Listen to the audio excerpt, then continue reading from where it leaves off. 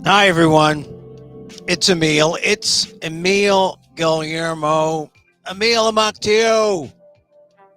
Welcome to my takeout. My Emil Amok's takeout. You can eat here or take it out. I prefer you eat here when I'm here live. I pop up live usually around 2 p.m. Pacific to talk about the day's news. Or as I like to say, all things considerable. Oh, I say that and now you get the joke, right? Because I used to work there a long, long time ago. Now, I notice when people start talking about things that are more than 30 years old, they'll say, oh, it was around the Ice Age. Oh, you mean the Ice Ages came and like you're performing before? No, no, no. Different Ice Age. Oh, my God. Anyway, big news Friday. Hopefully, we'll have Professor Daniel Phil Gonzalez with us a little later, although I think there was a communications mishap where he might be showing up later than sooner. It is Asian American Heritage Month. We'll talk about that. And we both have Hispanic last names, which is why I wanted to talk about this new poll out about the Hispanic vote. Well, we don't vote more than once. And we don't count as Hispanics, but we have Hispanics last names. And so whenever I see what's happening with the ethnic media, especially the Hispanic media, when they do a poll about the first 100 days, you got to look at it because that's the swing vote, right? That's the vote that gave the election, that swung the vote from Harris to Trump. A combination of the blacks and the Latinos, but the Latinos far outnumber the black voters, and there was just enough siphoning off of votes from both groups that it gave Donald Trump the slim margin of victory. Had the coalition hung together, it would have been a different thing. But now we have a new poll, I'm going to talk about it in a second, that shows where the Latinos are now 100 years after. It's not pretty for Donald Trump. Okay, so I need to mention right at the top, I'm performing at the Marsh. I'm doing an opener, like the Giants have openers sometimes. I guess less now this year than last year, but you throw out a guy who's only going to pitch for like an inning or two, and then come, people who perform longer. So I'm going to open on Monday Night Marsh in San Francisco, 1062 Valencia Street. Tickets available online or at the door. They're sliding scale. No one is ever refused, but come see me work out some things, work out some stories. I don't do this. This is kind of newsy, informational, sometimes fun, but more performative, more jokey, more storytelling at the Marsh, and when I do the fringe shows that I do.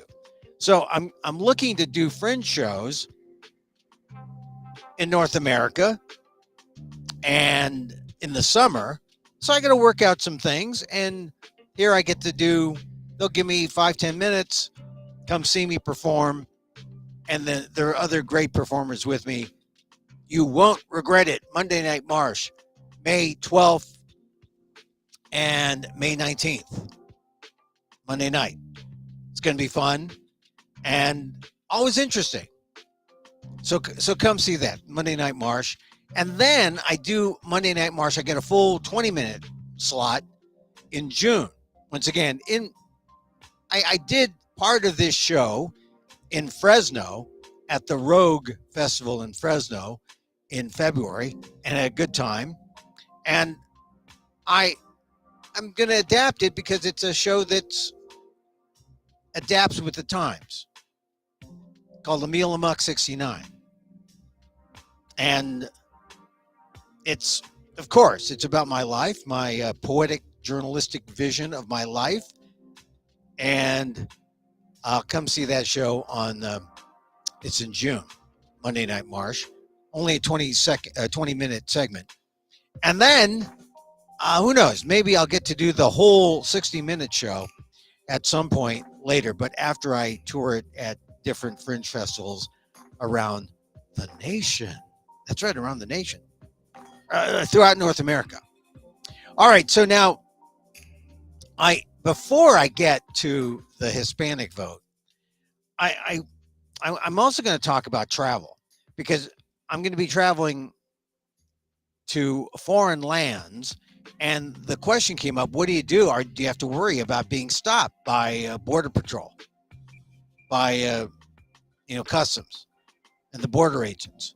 And I'll get into what was said at this special American Community Media event today that I went to. But I do want to talk, first of all, I wake up and Donald Trump is on the warpath, not just because of his budget. He wants to slash the budget, and not because the DOGE cuts aren't even going to bring him close to what he wants to slash, right? 163 billion he wants to slash. But he wants to go after two institutions that are close to my heart, and that's NPR and Harvard. And I will say this: Donald Trump has it all wrong about NPR. They are not biased. If anything, I think what you find is quite the opposite. You find people bending over backwards to not show any kind of liberal bias, any kind of left-leaning bias, any kind of bias at all. So sometimes they overcompensate. Sometimes they don't go with what would be perceived as a knee-jerk view. And I tell a story about my NPR experience where a story comes up and you think, oh, this is a perfect NPR story. They don't cover it at all. I mean, there is no overarching political bias. If there's a bias, it might be not institutional, but it might be within people, and this is where, if you have diversity as a philosophy, it opens up and people become, if they don't know anything about Asian history or Hispanic or Latino history or African American history, if it's a diverse group of people who are the gatekeepers in any editorial sort of situation, they're open. They're open to news pitches. But the bias is sort of person to person. It's not an institutional one. And like Donald Trump and Marjorie Taylor Greene would like to claim. At the very least, what they want to do is they want to get federal taxpayer money out of, subsidizing groups like CPB, the Corporation for Public Broadcasting, and NPR. People don't really understand how this all works. The money goes to CPB, they dole it out. NPR takes the money, they give it to stations. Sometimes they give it to individual producers. But it's not like, you cut out the money, you cut out more than just NPR. You cut out producers, you cut out people who are, lower in the food chain, but have important things to say. They are important voices who don't ordinarily get heard. So this, once again, it's a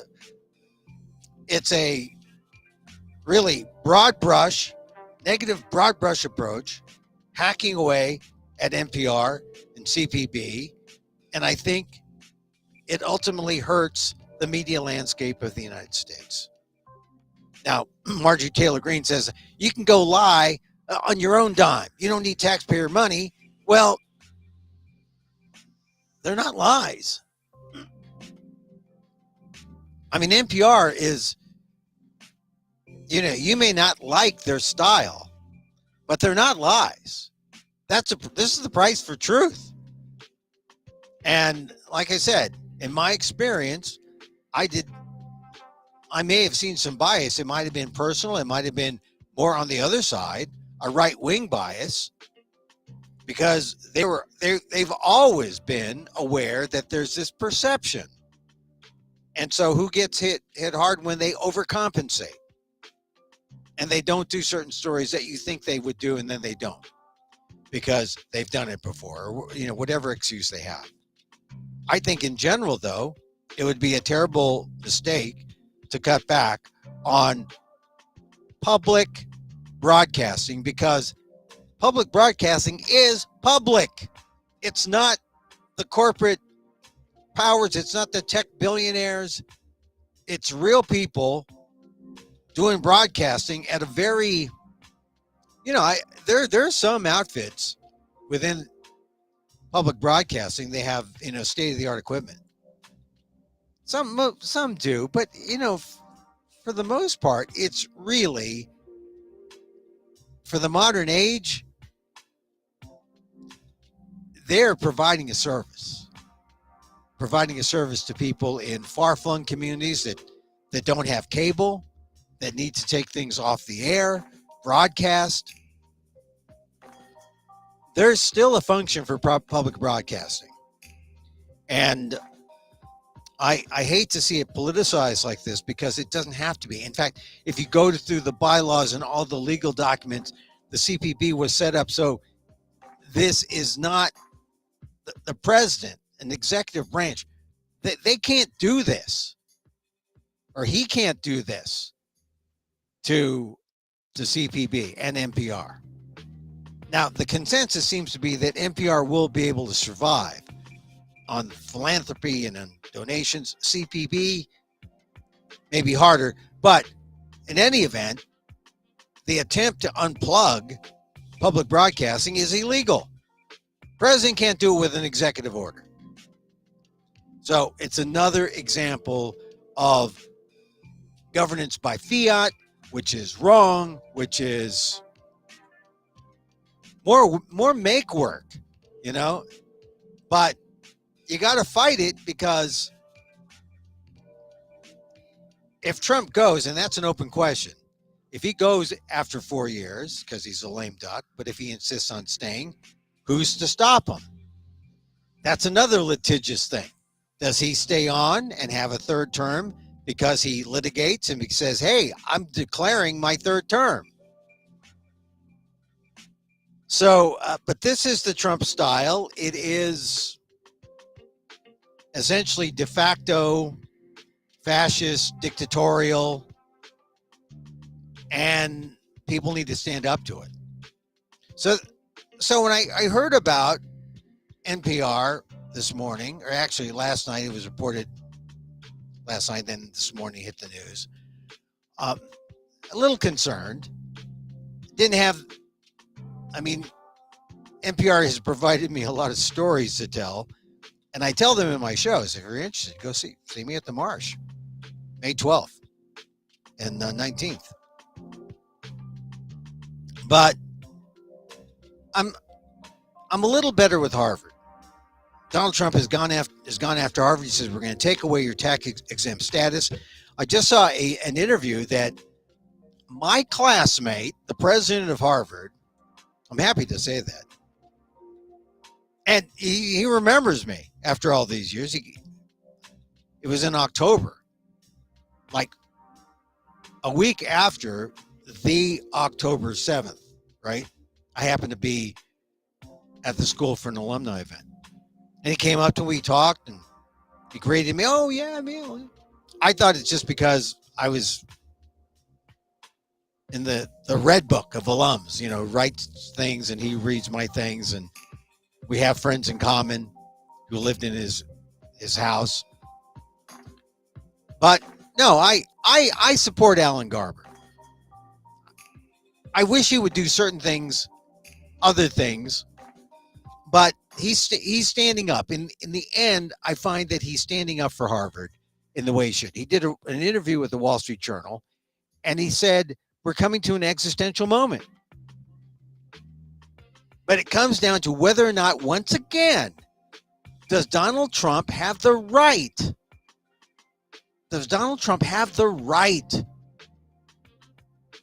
to yank the tax exempt status? And Garber told the Wall Street Journal, no, it's unlawful what he's doing. And yes, this is the MO of Trump. Do the unlawful, do the unconstitutional, overreach for, power, and then litigate. So it's essentially shoot and then aim, or shoot and then litigate.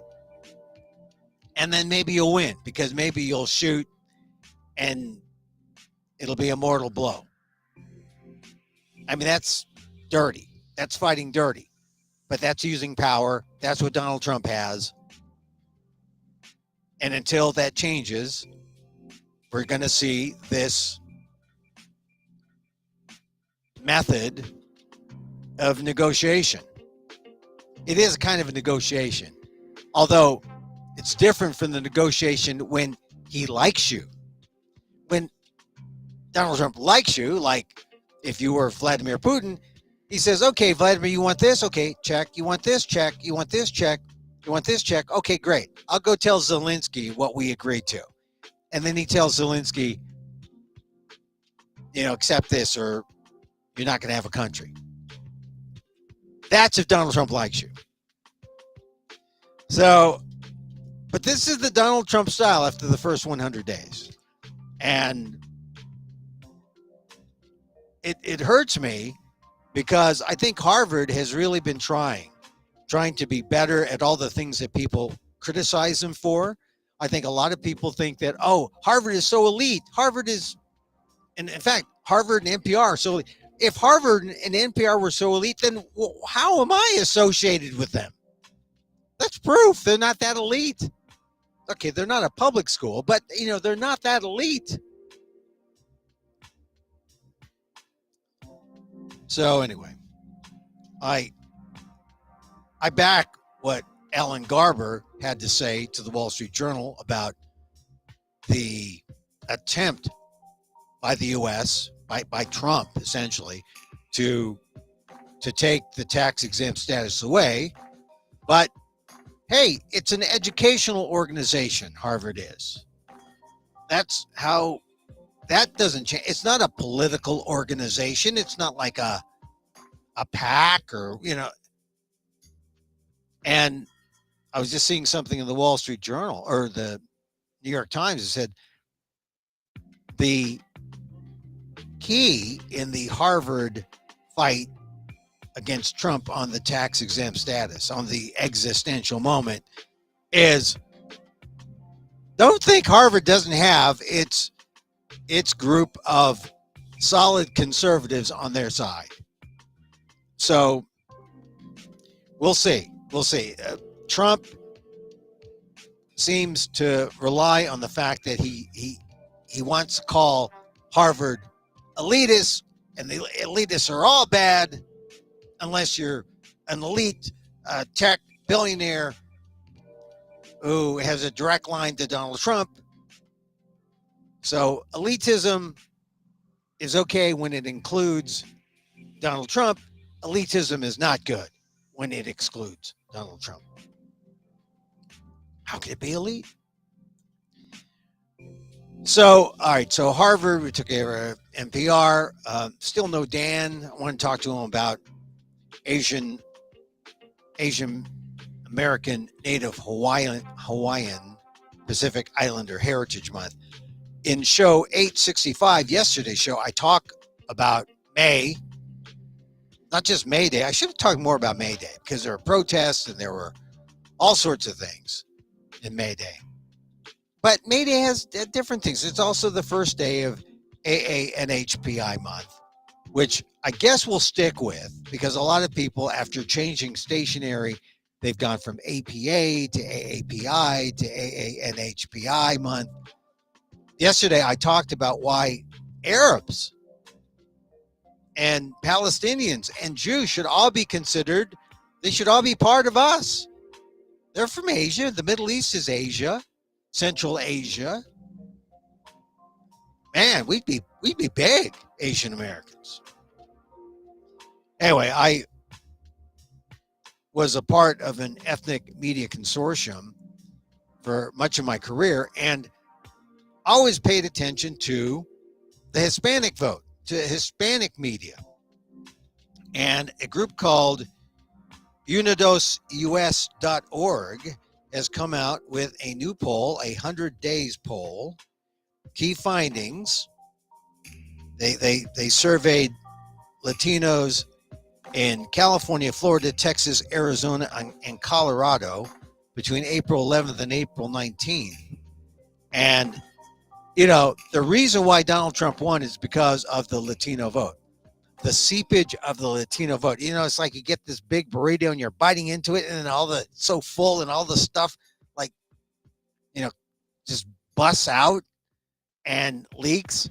Well, the Democrats thought they had all the burrito, but there was a lot of leakage. And that leakage was enough to give the election to Donald Trump. That's why he won. There was leakage among some Asians, some African Americans, led by all those rappers who like Trump, who like the consumerism of Trump, who like his MAGA capitalism.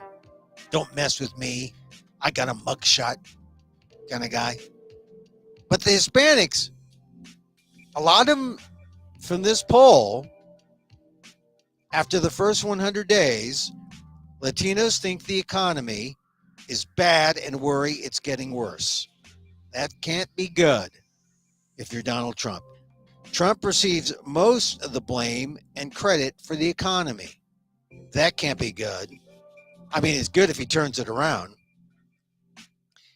Here's another finding. Partisan predispositions are the dominant force behind attitudes toward Trump's main policy initiatives.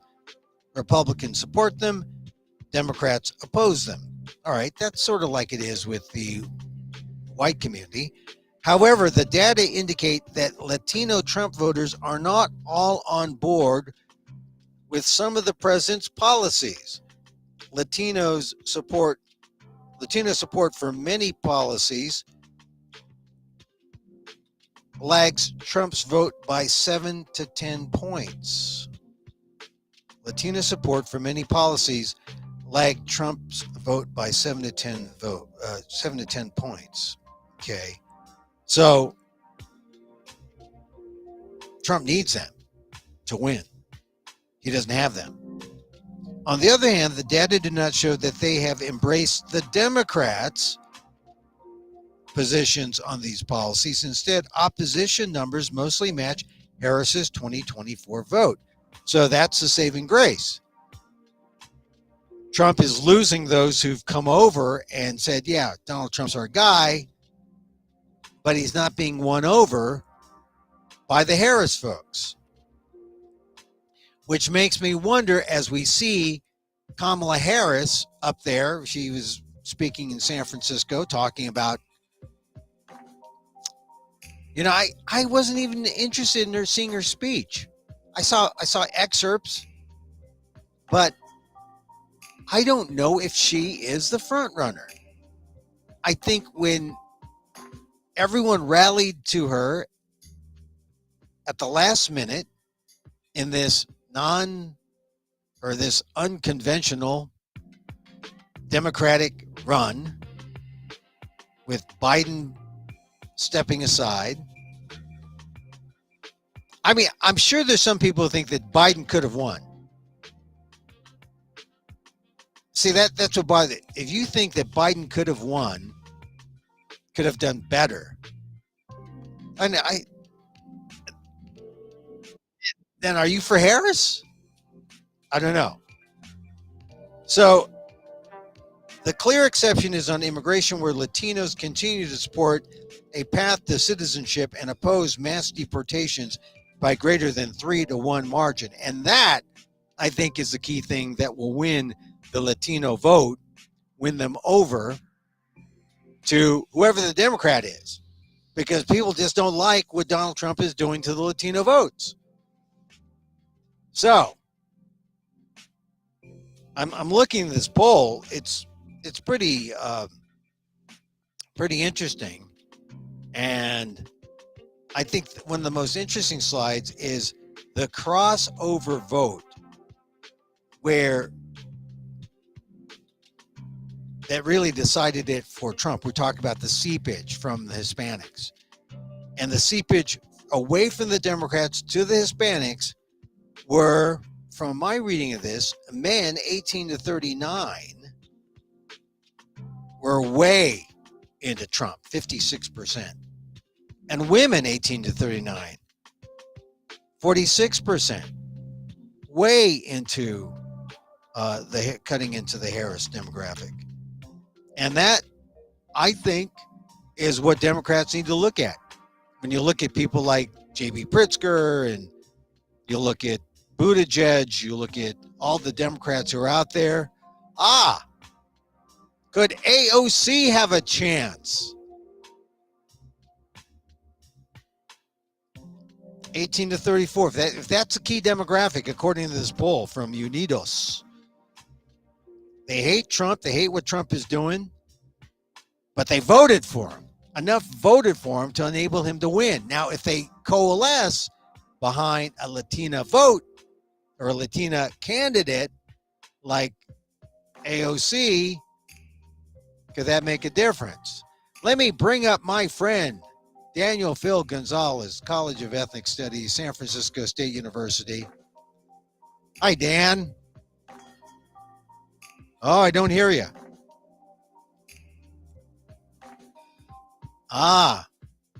You got to turn on the Twitter there. Did I get my time wrong? I got my time wrong.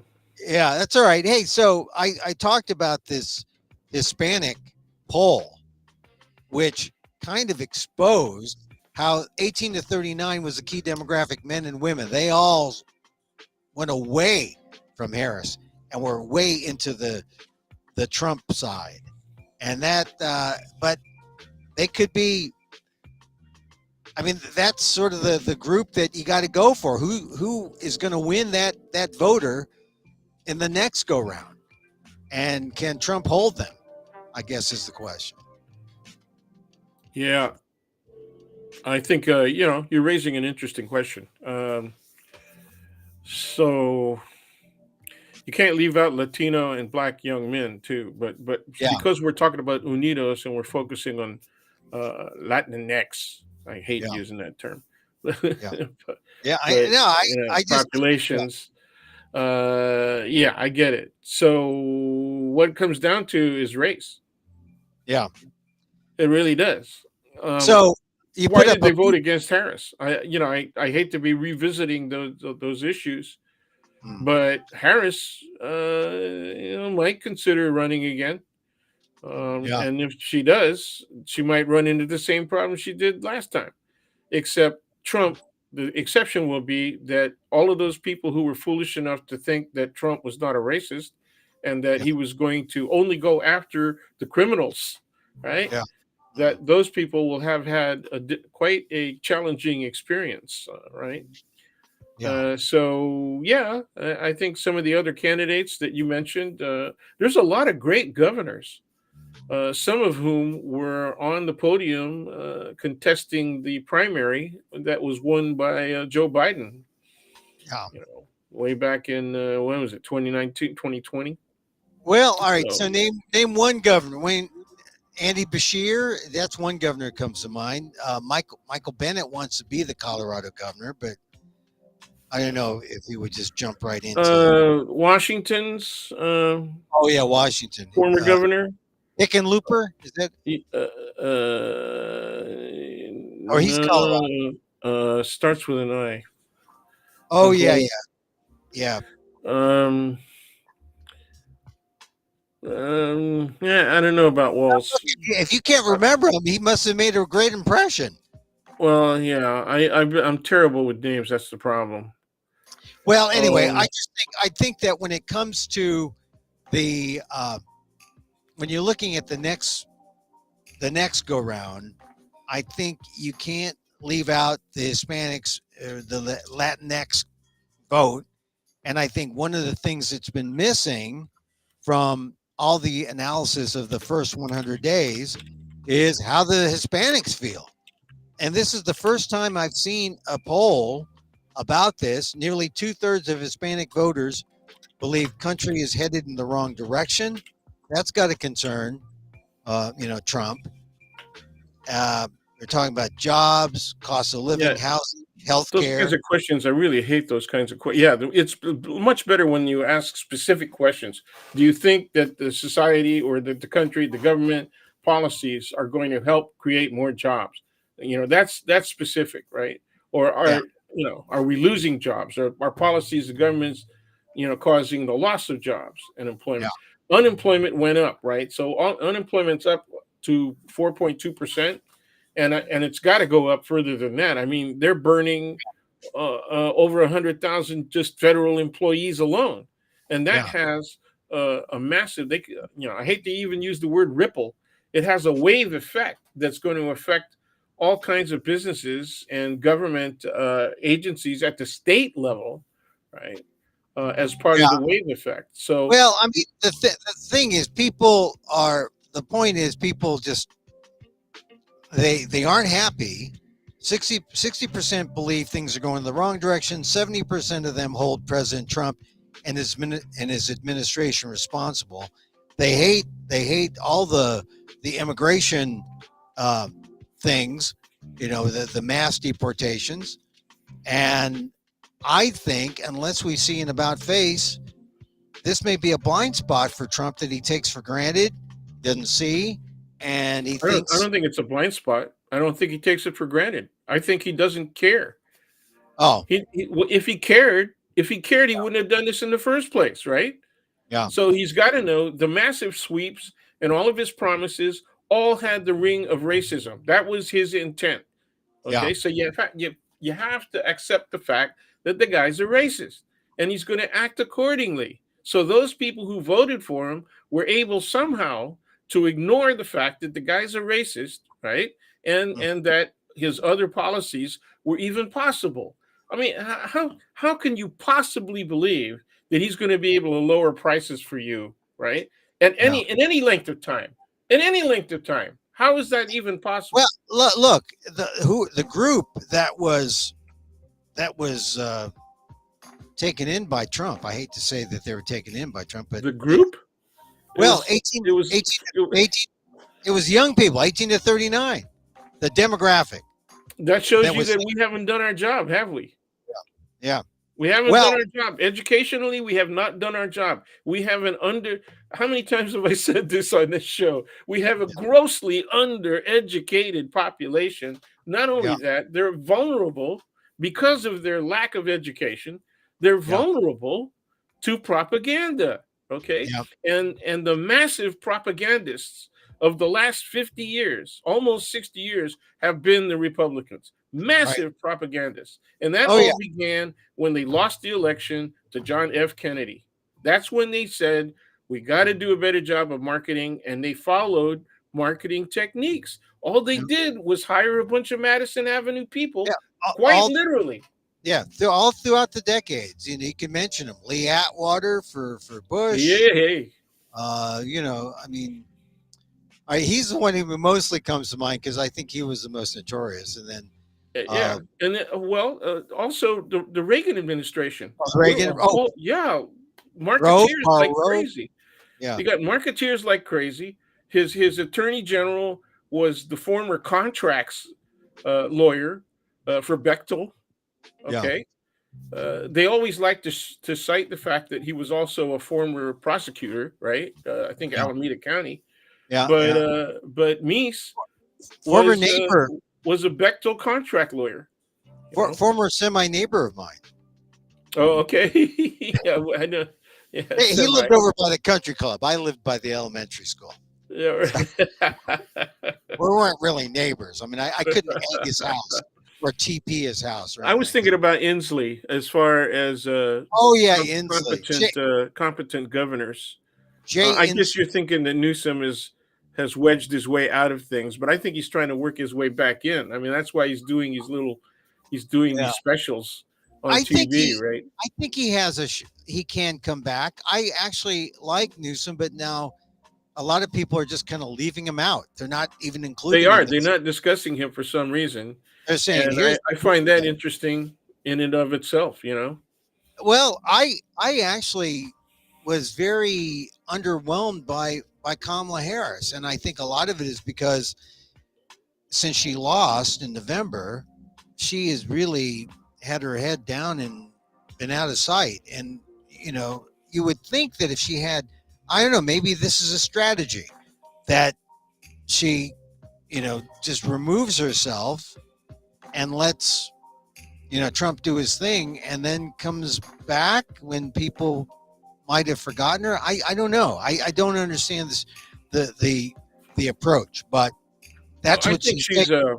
she's I think she probably sees what happened in that election the way that I see it. She's measuring the fact that uh, misogyny and race and ethnic prejudice, right, played a major role. So I think misogyny played a major role, just like it Oh did yeah, with Clinton, with Hillary. Hillary. Yeah. No, I see that too, but I just can't see her coming back after. I mean, she came so close, but there, and I happened to be in Las Vegas when there was that last minute push to get Latinos in Vegas, and I could Oh tell yeah, I just from remember. just from my impromptu talks with people that people were turned off by her. They did not like her, and I don't know if that was misogyny, racism, or people being kind of caught They up. never said what Oh, turned they them off. just they well, they'll say things like, "Oh, her word salad," you know. She didn't. What the She hell? they meaning like yeah, Yeah, they I know. I know she's very exactly. I she's remember them very articulate. saying something about word salad that she was saying. Well, what that means is they didn't understand what she was saying, or she wasn't communicating at Yeah, least in a manner that was consistent with their ability to understand. What they prefer, of course, is a guy with a third grade yeah, vocabulary and a first grade grammatical yeah. Well, here's the capability. thing. When you say word salad in association with Kamala Harris, it means that you're listening to GOP propaganda because that was the thing about she doesn't know There we anything, go. I and agree. so you get that and you start parroting that, They just and didn't like her, and they didn't like her for the major reasons that we both agree on: yeah, racism and misogyny. And yeah, they didn't like her. They're not going to vote for a half black person. They're not going to vote for a whole black person, especially if they're, a woman. yeah, And that's what I see. I mean, it's really quite simple. yeah. Now look, we should revisit a really important point that you made, and you said they lost the 18 to 35-year-olds. Yeah, Okay. um, I don't think they ever had them. The one thing about that generation is they're more independent of party politics. They really don't like party politics. They don't trust either party, yeah, and so they're once again they're vulnerable to the best propaganda. Whoever makes the best communication with them. yeah. They don't care about the history. They don't care that it was the Republican liberals who Mhm. pushed civil rights, right, in the 50s and 60s. It was They don't care about the fact that after the passage of civil rights, the Republican Party was joined by the former Dixiecrats, and it is now the kind of party that is represented by these so-called neocons, Yeah. if they're You know, even there. I was looking at the crosstabs again, and it's an unusual. They go 18 to 39 instead of 18 to 35, and then they go 40 plus. And the 18 to 39 was the most interesting, and maybe that's what put them over. 56% men and 46% women went for Trump, and that was and still the slight edge of, I mean, the men, 56 for men versus 42 Harris in that 18 to 39. Man, the young guys did not go for Harris, and the young women were kind of close, 51 for Harris, 46 for Trump, and this is the 18 to 39 Latinas. So the other crosstab that I thought was interesting, 100 plus 100,000 plus income. was 49, 49 Harris, 50 Trump. And, I was reading something, a paper today in the Bay Area, and it talked about how $100,000 is considered low income in certain counties in the Bay Area, you know, and it's, Oh yeah. yeah, And there they have 100,000. it is. Here's 100,000 plus, um, and 49 went for, or 50 went for Trump. And aspirational, I guess, or the people with money. Um, and then the other thing, let's see, South Americans were really big. 46, 46 for Trump, 47 Harris, and the others were more in line in the 30s for Trump, and the 60s for Harris. 69 Puerto Ricans, 60 Mexicans, and the South Americans. So the Venezuelans, I guess, the autocrats. So anyway, interesting the crosstabs when you look at it. But Hispanics are mad at Trump, and he better, if he doesn't pay attention. Do you think this opens up AOC? Do you think AOC becomes a beneficiary? She's a little bit too left. She's a little bit too left, and once again, she's a woman. Too left, too young, too female. She's a woman. As much as even when I was an undergrad, right, there were a lot of representatives of Latino student organizations that were way left of center. Some of them were called radical by our professors, such Mm. as I was. I was called the resident radical. Resident radical. I thought that was a compliment, but Yeah. sort of. Now I said, Yeah. no, I'm going on to grad school. I'm not a resident. But anyway, and there was a Latina who actually went to law school at the same time I did. We saw each other at Hastings, right? But and she was dynamite tennis player, man. But anyway, she would take umbrage, when our professors in international relations would refer to Central American, Mexican, and South American cultures as machismo cultures, right? Ah, And the women would take umbrage to that, and I would kind of look at them and say, okay, fine, that's you want to argue that point, that's yeah. fine, but in She, the hallway I'd be looking at him and smiling. she Saying, got so mad she took her tennis racket and whacked they her were in the head. offended. They were offended that a white man would generalize about their cultures, as machismo. Well, let's see what happens. I don't know what's going to happen, but I think for first 100 days. Now let's segue into. I haven't talked to you since first 100 days. I think it's fairly safe to say that Donald Trump has had a really lousy first 100 days. I mean, anything. You're actually, but see, we laugh, but there are people out there who think, oh, Donald No, Trump's had no. great 100 days. Donald Great. Trump has had a lousy 100 days. Okay, that's granted. Okay, but there are hundreds of thousands and approaching millions of people who will have worse 100 days.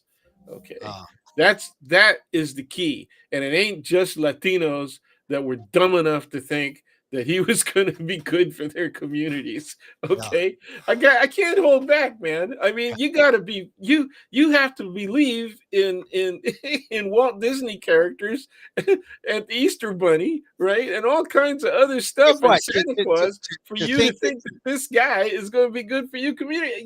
That's just crazy.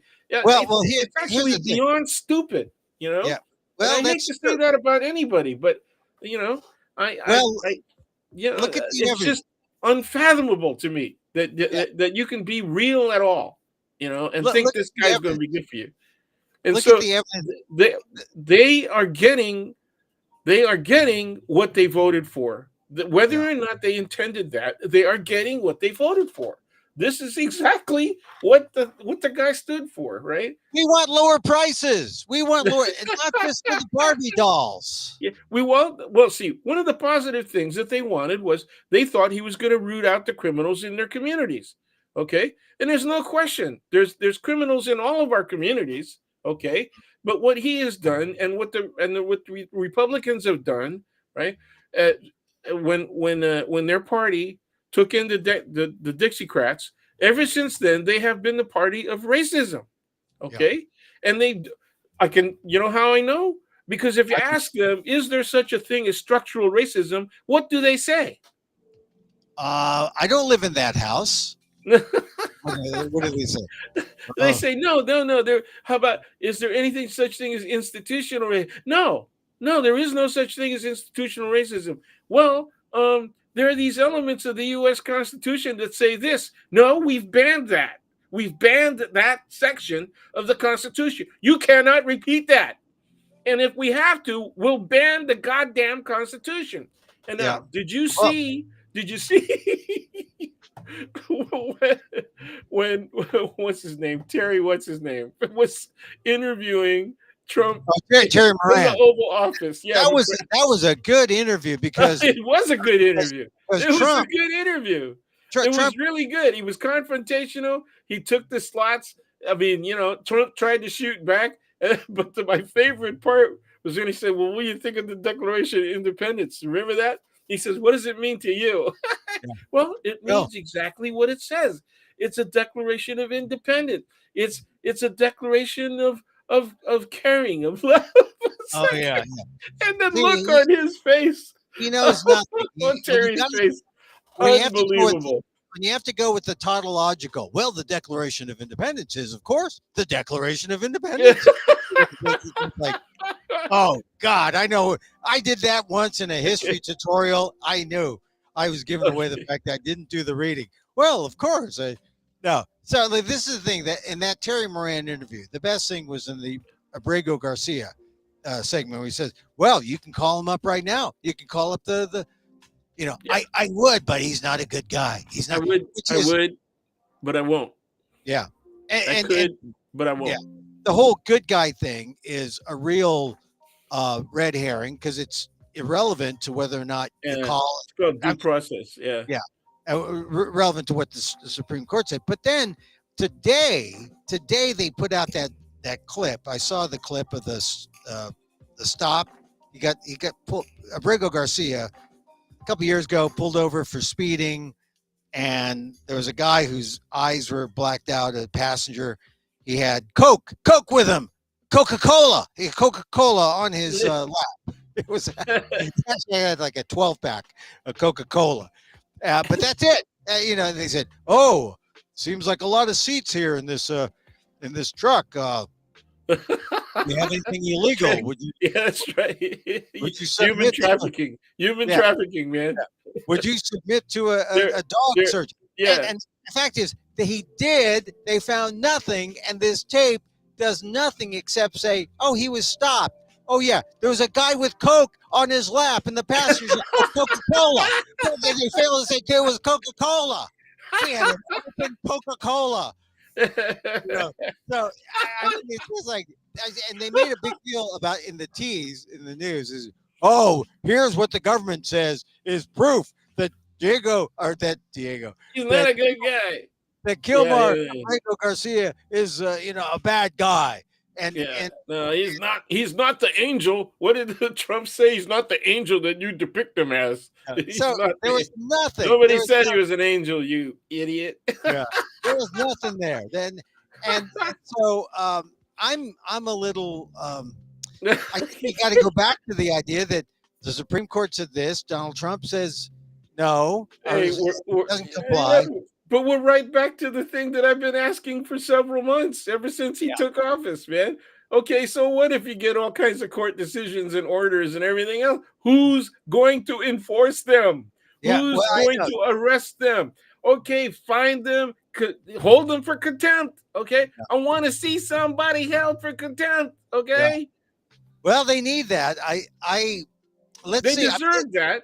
This You is know, what we're going to get through all the different cases. I mean, because everything is an overreach, everything is unlawful that Trump wants to do. It's like he believes in shoot first, aim later, litigate during the in the interim, and so we're stuck with these these court cases. But I mean, look what's happening with uh, the Harvard thing's interesting. Um, I don't know what's going to happen there, but does does I want to ask you because you're the university professor. Harvard says whatever Donald Trump does is unlawful because he can't just yank the tax status of an educational uh, institution. I mean, Yeah, they're not a it's not him. It's yeah, they're not. actually it's the agency. It's the IRS. Yeah, and You he's know, not. It's not. and you have to look at policy. You have to look at congressional policy. So number one, it's possible that Congress could do it, could suspend it, and it's even possible that if I suppose Mr. Trump gave an order to the IRS to withhold it, he'd still have to show cause. He'd have to cite a reason, and you can't just cite a political position in opposition or be critical of their politics and then say, "Oh no, they're practicing DEI." Well, what is that? What does that mean that they're practicing DEI? And you want to get rid of all of that, It's right? unconstitutional DEI, Dan. Unconstitutional DEI.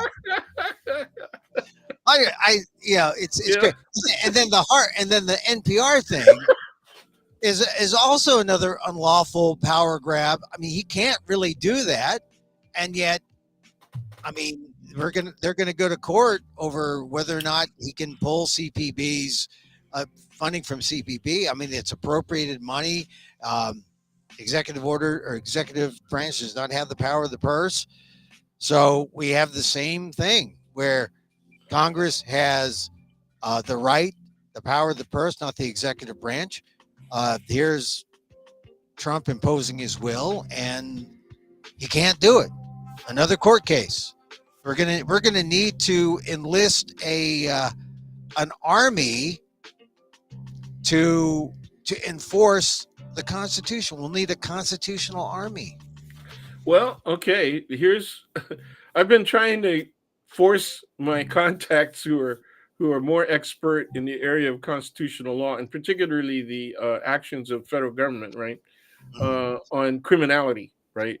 Because it is my it is my sense that beyond the civil penalties against Doge's actions, right, which are completely without any kind of legal authority. Okay, that everybody admits that they don't have any authority. So what are they doing, and why are we allowing people to be affected by their actions if they lack political and legal authority? Right? They don't have it. Okay, Yeah, even the president doesn't have the authority to do this, and yet we're accepting the effects of Doge's actions. Okay, yeah, okay. So who's suing? You know, there were initially about 22, 23 states that were suing on a variety of different actions. Okay, yeah. Right. now there's a few less than that. Okay, but the great states of California, Oregon, and Washington have been very consistent. Okay, the great earthquake states. Did you see that report?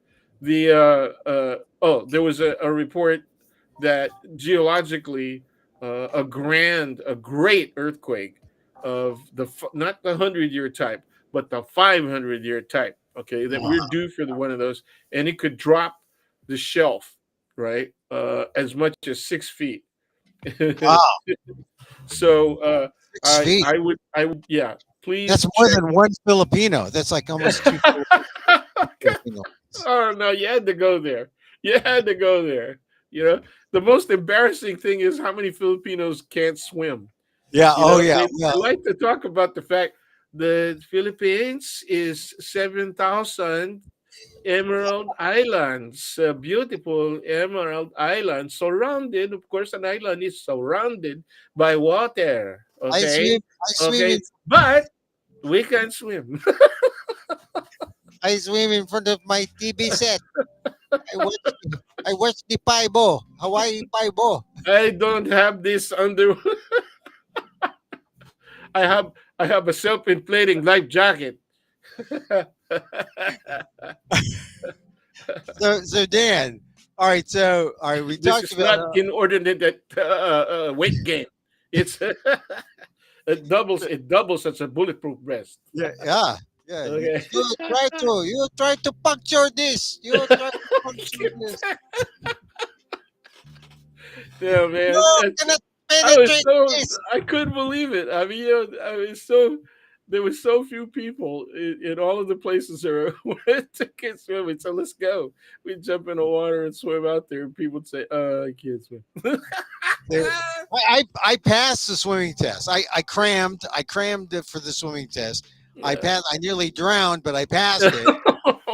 And What are you, a non-floater? Yeah. I know you just need to make sure that stick is out there as I'm. They put the carrot out there, and I'm No, some people, one of my sons is a non-floater. I mean, not floater. yeah. I Hey, remember, I geez. remember people like that. One of the tests that didn't they make you jellyfish? Did they make you No, not but jellyfish? no. You Well, ball up and yeah, I it's know a I did that. flotation test. Yeah. Hey, I'm a YMCA minnow.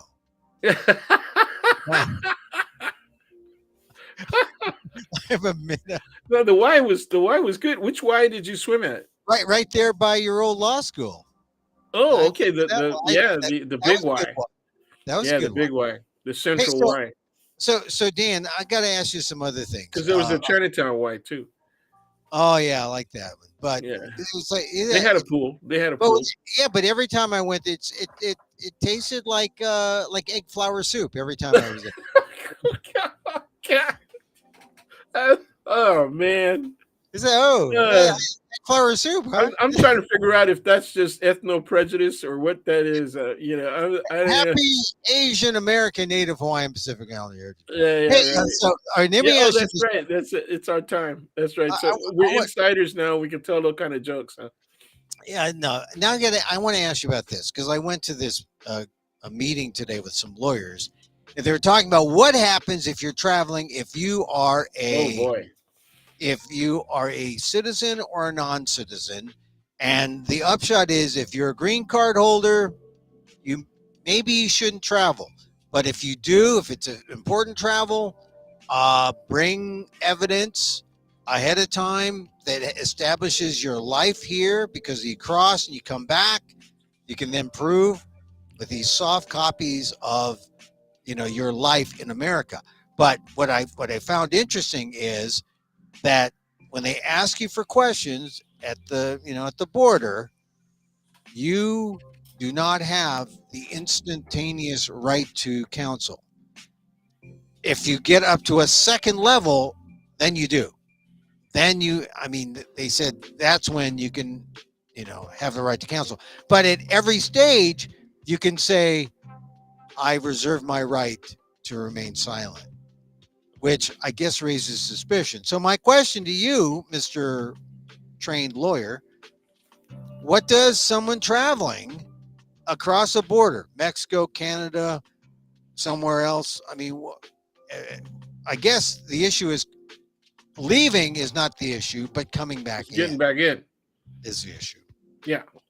So what do you say? I'm leaving. I'm going to Canada. But Yeah. Yeah. If if they so, hold you, they'll be very courteous at least. yeah. Well, the thing is, if you are a citizen, you have an absolute right to re-enter. That was one difference between a green card holder and a citizen. So citizens are better off, but citizens still can have their phones, personal property, taken. And one lawyer said this, and you tell me what you would do. They said if you're coming back in, they can take your phone. Yeah. But you do not have to give them your password. You can, undo all the biometrics, face, finger, all that. Do not give them a password. They can take your phone, but if they take it, they have to give you a receipt and give it back to you in 5 days, something like that. But you do not have to give them your password. Okay. How I mean, I know. What do you think? What would you advise someone who is traveling across the border? Don't go. Really? I mean, that is the option. If it's unnecessary travel, especially if you're just a green card holder, And Yeah. especially if you're undocumented. If you're Yeah, undocumented, if you're a citizen, go ahead. I would only put myself in that position. Okay, so I'm a citizen. I know there's a risk. Okay, because I look like I look. Right. Not only am I I mean, like, not white. yeah. Okay. Yeah, I'm not white. I got tight eyes, and so that makes me doubly suspicious. Right. I Nice. could be a Chinese spy. You know, I could be a Latinx. Combination of some kind of ethnicity, right? And that makes me triply suspicious. Okay, and Yeah. then and then I got long hair. That's another Oh, reason. forget it. You know, I intentionally wore all kinds of stuff that wouldn't go off in any of the sensors, including metal. Right, nothing metal Yeah. on my body, and then I still got pulled over at the airport. Right, I still got subjected to a pat down. Coming back in. No, leaving. Oh, I got leave. subjected to yes, I got subjected to a pat down, and so I asked why was I patted down when nothing. I went through the sensors and everything, and the guy said you had a loose shirt on. I had a loose shirt on, so that was it. I had to get patted down. Right Loose shirt. How now, about, were you wearing sandals? Oh, no, on the way back in, but I was wearing shoes that had rubber soles and were expandable and all the rest of that stuff, and so nothing. So, and I did that on purpose because I got tired of tying my shoes all the time oh yeah, whenever they yeah, made you take them off, right? yeah, So yeah. anyway, the point is, coming, going, it doesn't make any damn difference if the people want to do what they're going to do to you, especially what you've witnessed them do to people, who were not only citizens, right, Mm. but they also were lawyers, and Oh yeah. they got popped. Okay, Well, so I so mean, what can you do? At least the citizen has the right to say, "I want to call my lawyer right now." Okay, yeah. okay. So if you don't have that right, and you have to, how do you get to the second level? What's the second level? The Is it second a level second? is, oh, we are going to hold you for a second. There it is. Yeah, There it and is. then you have a right to a lawyer. It's not just interrogation anymore. It's actually holding you with the possibility of being subjected to some kind of hearing. Yeah, Okay, and then obviously, if then you have a right to an attorney. yeah. When I tell students that, when I say, they ask, well, does a person who's here illegally have rights? And I say yes, they have due process rights, but they may not be observed or applied in the same way, okay, as they would be if a person was clearly a citizen or could prove otherwise that they were legitimate residents, right, of the United States. That Well, yeah, and everything is bound to be litigated. yeah, it's going to So be subjected to whatever a judge says, and that's right, the problem. and so whatever mistake is made by the border folks, will, you can contest. They can. It goes. I mean, it's Yeah, well, just. now you're being generous again. You're always so generous. You're always so humane I'm optimistic. in considering how people are. When you just said that whatever the border mistakes make, the border patrol, whatever mistakes they make, they don't make too many mistakes. You know what? They're following protocol. Oh yeah, yeah. They are doing what they're supposed to do. But what I That's meant, right. but mistake. That was your interpretation of what I meant by mistake. It was a mistake that they were not playing it by the law. Look, Somebody roll the tape. I he was used, he I used the word mistake. I I was detained by the Chinese, the hot and heavy Chinese Beijing guys in Hong Kong. Okay. This is in 2001, Right. and they were nice to me. See, and I was in Hong Kong when it was still the one country two systems setup, Right. and the Hong Kong police were really nice. But Yeah. then the Beijing guys came because the Chinese premier was coming in to meet with Bill Clinton, and that's why I was there to cover this. And so they had the magnetometers. I had my little knife, And I said, "Oh, I'll put my knife to the magnetometers." And they saw that knife, and boy, that was like, they lit their eyes lit up. Oh, here's a guy with a knife. He says he's a journalist. He doesn't look like a journalist. They held me for about 6 hours. And what did they do during that 6 hours? Well, I wasn't put in a prison. I was just watched. They held me behind some curtains, and then they put me in a room where I was just observed through like two-way screen. Right. And I was there because I was part of this university thing, and my contact at the university was there, and she bailed me out, or not bailed me out, but she vouched for me. And um, it was, I've never been to China again, but Yeah. they let me go. But China's been through a whole lot of different changes since Right. I was there that Oh year, yeah. Oh, no, because they now really cracked down on Hong Kong. they handed over Hong Kong, and now, and yeah, this was well after the pro democracy movement there, and wow, everyone subsequent to that, all the big pro democracy guys who were business owners, they've been dealt with. They've really cracked down. Yep. So, Cracked down so on I the don't press know. too. Yeah. But I know about methods of detention. Detention. Yeah. Yeah. Did And did they ask you any further questions? they Further did. their interrogation? They did, and I was not smart enough to say, or I was just trying to be cordial because there was, I'm just there to cover this darn event, and I was not there to, I had nothing to hide. But still, that's no reason to talk, you know, yap away your rights inadvertently, because whatever you say can be used against you, right? So that's why Uh, when the first things the lawyer said today at this thing was, you have a right to remain silent, and, yep. and remind yourself of that, because your instinct is not to remain silent, and Oh, you're I gonna see. Oh, yeah. It's true. you're It's true. gonna A lot of people just want to be cooperative because they think that by being cooperative, you will earn some trust from the other side. And that's yeah, I right. would agree that that's probably, I don't know. I guess the majority of people would probably react that way.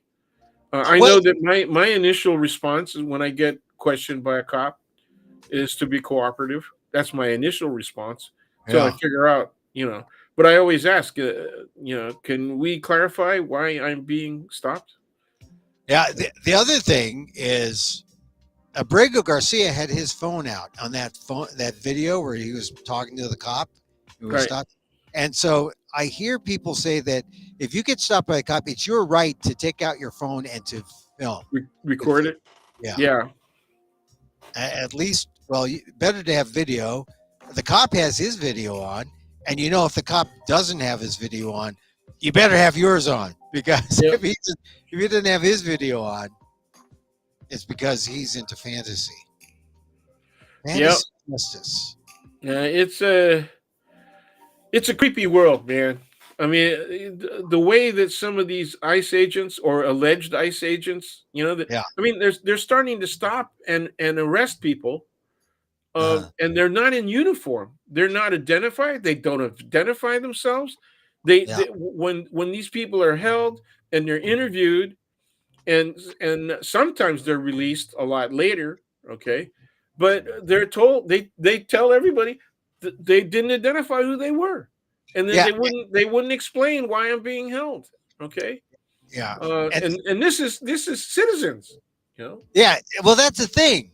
The ICE the ICE folks are cowardly bullies, because they're not going after the criminals. They're going after regular folks. And regular folks are like, hey, you got the right guy. It's me. I'm not a criminal. Oh, yeah, you're a criminal. You're a criminal. Look I at your made a hair. point of looking a couple of these cases up. One, Jose Hermosillo, a U.S. citizen, was wrongfully arrested by Border Patrol in Arizona. Arizona, okay. Yeah. and held for nearly 10 days before his case was dismissed and he was released. Juan Carlos Lopez Gomez, also a U.S. citizen, was arrested in Florida, okay, for allegedly being in the country illegally and held for pickup by immigration authorities even after his mother showed a judge his birth certificate, and then the charges were dismissed. I mean, Eh, he had to go all the way to a judge, Well, to look, get this guy. look, What Donald the Trump hell? and Donald Trump and birther with Obama. You got to show a birth certificate. That's going to mean something to these Yeah, little lowly yeah. guys. And then he said, "How do we, And then he acted like it wasn't real. Yeah. Well, where was your mother's birth canal? Where was that present? I want to know. I Did you want to save the placenta? because we're all hungry here. No. Best evidence rule: placenta matching your DNA. That's what we want. All right. So Dan, I guess. All right. One last question for you. The tariffs go back in Oh and no, please. they start, and The people word are the word triggers headaches, man. I mean, it's just well now the latest thing this week. Trump said, well, maybe there's $2. $2 instead of Two dollars. 30. $2 instead of 30. I don't know anyone who's got $30, but No, I know some doll collectors. I yeah. actually have one. I have one former So colleague what are who's we a hell talking? of a doll collector. The $2 bit? I mean, I didn't. I mean, I heard it.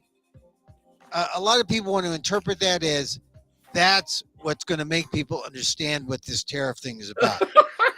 My thing when I first heard about Oh, tariffs, I said, no. If you're Asian, the thing that connects is how much are my adobo spices and my Filipino spice. How much are they going to cost at the Filipino store? Because everyone knows sometimes you go to the Filipino store and you say, "Oh my God, $12 for macapuno, $12 for my halo halo. Are you kidding me?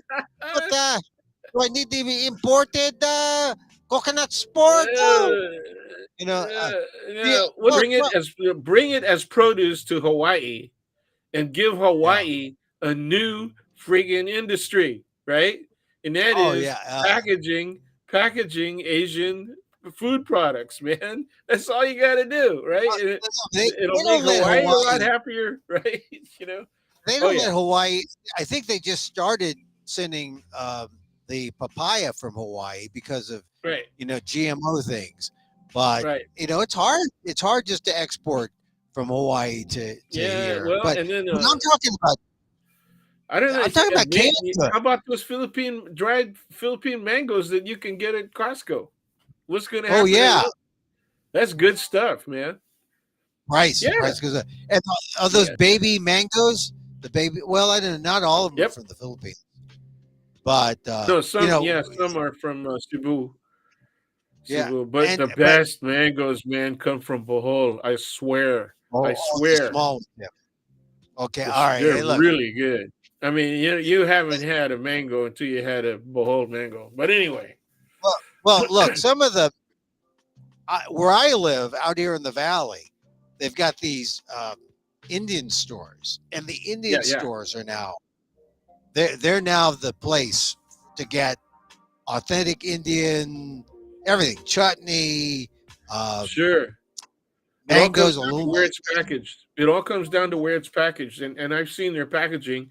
It's got the Indian labels, right? Yeah, Madras, yeah, yeah, wherever yeah, yeah. So I mean, I think that's sort of like I think, and where I am, like off of 99, they're open 24 hours pretty much. So really. yeah, so that the truck drivers who are mostly Indian can stop, pull over, get a bite to eat. So I don't know that's a thing that I've noticed. We're talking about. I guess this is sort of related to Asian American, Native Hawaiian, Pacific Islander Do they Heritage have Month. Huh? You ah? can get They like the you triple curry goat. go no well They order the triple. That's very popular. It's very popular. Triple they curry have the goat. Triple curry. triple, Curry. Red, triple. green curry. Yellow curry. Yeah, they have Yeah. what You else? have to They be have courageous. is that Donald Trump or is that your Donald Trump? No. Oh, the Raj. Yeah. Sorry. All right. That was my friend Raj doing Donald Trump. I see. I see. All right. So Dan, all right. So we got to go. And Triple cooey. the last thing is since we're talking about Curry, are the Warriors going to win tonight? Oh, I hope so. I hope Yeah. so. They gotta, I don't know. They they looked did. They old. They weren't looked old. hitting. The problem last game was like every other game, they're not hitting. Right, that's the problem. And so they sometimes win even when they're not hitting because their defense was great. Okay, but Right. unfortunately for them, okay, the other guys were really good. They were Yeah, they're hitting, and their defense was incredible, and they got more talls. My wife kept screaming, you got to get taller guys in there, and yeah, they got the Filipino unit there. yeah, I- yeah, short oh, but also, quick. also, also, Short. I'm ready to go off. I'm ready to go Yeah, off Johnny Kaminga. I yeah, liked yeah, him. I think he's got to go off him. yeah, I mean, they yeah, could yeah. they could have had Franz Wagner. Franz Wagner is 3 inches taller, 6'10", Wow, I didn't know and he was that big. and he still hits. He's playing for Orlando. He did okay, but they could have had Franz Wagner. They could have had a lot of guys who were. I mean, Johnny Kaminga's only 6'7". I thought he Yeah, was yeah, six. yeah. Only Yeah, and he's six what we call a tall. Well, how tall is Post? Post is what? six. I Six. think he's 6'10", 6'11". Yeah, I think he's 6'10". I think he's 6'10". Yeah, Why do six. they always kind of fib about height? You never notice that? Because You what's know? an inch? What's an inch? What's an That's not inch? what she said. What's an inch? What's an inch? All right, so let's root the Warriors on. I hope they, Okay. they win. Hey All Dan, right. Yeah, let's hope they win. thank, Yeah. Good luck. The advice that people coming people who with only green cards and stuff like that, don't go. well, they Don't right say now. You just don't go, man. I mean, you just it's not worth the risk. they Okay, say if you don't really have to go, maybe now is not the time to go, and it is not the time to go. don't stay for a real long time, like a couple months. Even if they get court decisions that say that these guys can't do that, they can't hold people without showing cause, and they have Yeah, to show cause within a couple of hours, right? There has to be some kind of probable cause, okay? Who's going to check on that, yeah. right? Well, So even if you get court decisions that say they can't do that, that's illegal, that's unconstitutional, it's a violation of due process, in so many different ways, and and it doesn't matter, yeah. because they're still going to hold you. Here's the thing that got me the main takeaway from this event, and that is they take away your rights. Your rights are eroding, and it's not like they flip a switch and the rights come back. It's That's gonna right. it's gonna That's be a long correct. it's gonna be a long time. And That actually underscores the point that I was trying to make. That you made it even better. It's that stuff is not. It's going to last. The effect is going to last, and the kind of attitude that the officers that are empowered, right, yeah, by this, it really changes. I'm lucky we live in San Francisco. yeah. It's just the risk isn't as great. It's Here. still, yeah. I mean, they want to do away with sanctuary cities, but there's going to be a fight here. But I mean, that's one of the things. I mean, there are some non-sanctuary cities in part of the state, so it's not all like uniform, like in San That's right. Francisco, where in some places it's more red than blue. But I mean, the thing is, rights are eroding, and a lot of people are saying, or at least one lawyer said at this event that we're already in this fascist state now. It's already happening, and people will acknowledge or not.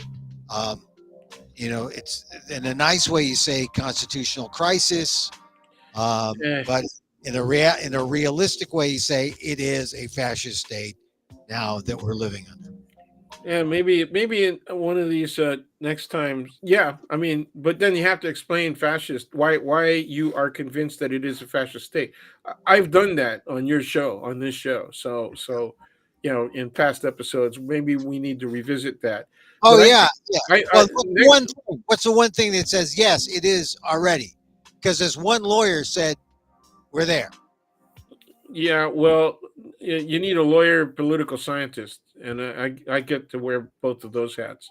Yeah. But yeah, and the international relations things helps because we were always especially 50 years ago when I was an undergrad, we were dealing, people would say, look, what's Russia, what is Russia, and they said it's a socialist state, and my argument was it was socialist nominally. Okay, and they said, well, what do you think it is? I said it's a fascist state pretending to be socialist. That's what it is. Okay, Ah, and this is yeah, before the formation of the big oligarchs, yeah, right? yeah. And, It's a fascist state pretending to be a socialist. yeah, and we're pretending to be capitalists too. No, America's we're fully capitalist. There's well, just not all capitalism is in the same form. but the other thing is that we are so government oriented toward the oligarchs that they depend on government spending more than for their capital than Yeah, rather and than then they don't have to pay for it. We right, pay we pay more of our income for their needs than they do. right. And that was my point, that it's more socialist when you consider the beneficiaries of our government and our government spending are the oligarchs, the Okay, capital. yeah. If you want to say we're practicing socialism for oligarchs or we're practicing corporate socialism, okay, Yeah. I would buy that. Yeah. Well, that's what it is. It is a kind of corporate capitalism, and everyone else capitulates. Yes, yes, yes. Yeah, well, not willingly, right? But you got to No, remember what happens to all of the people who remember all when it was stylish to resist and publicly and openly not paying taxes. Remember all those people that would say, oh yeah, "I'm yeah, resisting," yeah, and and what I'm doing is legal. right.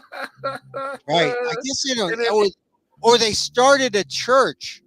They started yeah, like yes, that's how the Universal Life Church started, as a tax dodge. So yeah, yeah. or they Well, started no, a but there university. are, yeah, there's some that legitimately have done that. Yeah, It is a tax dodge. You can do yeah, that, but usually it's started by a pastor, who wants to get rich quick, and it's limited to that. But sometimes they become so popular because they're somewhat charismatic of some sort, and it yeah. gets really big, and that's when the IRS starts looking at you funny. See, and Okay. this is Donald Trump. If he came back, he could come back as a pastor, really, because Don't put it past them. I Don't put know. it past them. Who was the guy who there was somebody who introduced him at one of those conferences, conventions, whatever, and he said, "This is the epitome of Christian, you know, commitment to religious commitment." It's like, whoa. Yeah, ask him to recite a prayer from memory. I don't get, oh, our Father, you know the guy. He gave us all of this. He didn't lose conscience. Our Father, He's in heaven. He's in heaven. And he has a hollow name. Hollow name. Yeah, I know that. That Oh all. yeah. Oh all yeah, hail, what's her name? yeah. The one who's full of grace. All right. Oh yeah, Oh yeah, yeah. You see, man, Mother's Day is coming up. only the Catholics say that. The He's a, Protestants don't do the Hail Mary. yeah. Only, Okay. only in football, the Protestants do the Hail Mary. You know Yeah. that. They don't do the Hail Mary. The Yeah. Protestants say, Yeah. Mary, what is Mary? Yeah. No. Well, they have a difficult time with virginity too. So Oh, that's true. Virginity, yeah. And they're all virgins in Virginia. You know that. They're all in Virginia. That's why Donald Trump, because he went to Florida. Hey, so Yeah, yeah. all right. So Dan, I use virgin olive oil. yeah. I don't, Hey, I don't, so how can you be extra virgin though? I mean, extra, you extra got, good, extra, you got two hymens. You got two extra, hymens, both of them intact. That's an yeah, extra virgin. extra, extra. All right. Kentucky Derby tomorrow. There's a horse Oh named no, There's a horse named Journalist. no, we can't touch. No, the horrors of horse racing. We I got know, it. and I'm just saying people are talking about it because there's a horse named Journalism, and it's favored. But I say forget about the Derby because horse racing is wrong. Yeah, it is. Horse It racing is. is cruel. It is bad. Watch It is. baseball. Do something else. Forget the Derby. It is bad. Journalism, it's nice, but I don't think the horse has ever written a 10 or 11 Oh inch. man, one of my favorite things to do, and Linda less so, but one of my favorite things to do is go up north and ride horses. Really, really. Yeah, and the problem is that at this horse ranch, there are people who put their personal horses up to stay at the horse ranch because it's a lot cheaper. People don't realize how much it costs to maintain a horse. Yeah, So a lot. when I'm talking to the ranch hands and the wranglers, I ask them how they feel about having to take care of these private horses, and they say, you know, it. We really don't like it. We're not going to tell our members that because they're our members, but we really don't like it because the horses are so hypersensitive. They have been bred because a lot of these people buy race horses Oh yeah, uh, yeah. or quarter horses that have been bred for competition, So and they're so they're not the horses that we usually ride are reclaimed horses that were Mustangs and that have oh been broken and trained. And so these horses have longevity in their veins, right? They yeah. and so they say the Mustangs are much healthier, much easier to maintain. Okay, and the private horses that were bought by our owners Yeah. uh, are really hard to maintain. They cost a lot more money to take care of, and they're more sensitive. So there it is, right Yeah, there. well, You it's can, true. Racehorses are a different breed, literally. they're bred literally for very specific reasons, and that's mostly speed, and Yeah, that's and not because necessarily good for their legs. Those are the things they depend on, and they become very brittle, yeah, and it's really bad. Because the end run is when they get injured, they kill them. yeah, They're they're inbred. They're inbred. Yep, That's yep. how that's what does Well, it. and there's a lot of dog breeds that have similar problems, right? Oh yeah, oh definitely, definitely. That's one of the problems with all that thing. All Puppy right, breeding. so I only bring up the Kentucky Derby because I've seen a couple of news shows, and they make a big deal about here's a horse named Journalism. Oh no, it's still a terrible industry, Yeah, no, and that time is gone yeah, if it I ever know, was. I know, and I feel bad because my dad, that was like a point of common ground between my dad and I, the races, and we Which never track went. did he? Which track did he He like went to going all of to? them. He went to all of them. All Bay three of them? Meadows, Because there were three. yeah, Tanforan, Bay Yep. Meadows, Golden Gate Field. He went to, and then he went to the fairs, and now they've closed down the fairs, and they should have. They're not going to have racing at the fairs in the Bay. Yeah. Yeah. So, and they Pleasanton. don't need them. They don't need racing because the Yeah. horses are all. You talk about horses that shouldn't be racing. They Right. they point to race at the fairs at the $2,500 or $3,200 claiming level, and no one is, I hope, is a sucker enough to buy them at that level, because you buy them and you talk about money pit, and you talk about you know people don't know how to care for these horses. Anyway, look, horse racing is bad. Kentucky Derby is bad. Don't bet. Send your money to PETA instead. All Yeah. right, All right, man. man. Hey, look, Thank man, you. Thanks for having me. and we'll talk again next week. Next week. Next week. Let's see if anything changes. Let's see if people actually get their jobs back. Oh yeah, let's hope. Let's hope the judges must prevail. The They got to law. enforce it. They have to enforce it. You Okay. know. All right, there he goes, my friend. Oh, Oh, wait. You know what what? happened? I forgot. What? My What? main point. My main point was the states can enforce it. The states can Ah, hold people in contempt.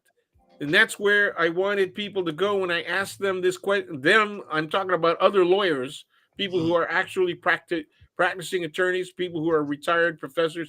I wanted them to tell me that the oh, states could go after them because Doge is negatively influencing the interests of the states. There it is. And so oh, our yeah, attorney general, Mr. Bonta, is doing yeah. exactly that.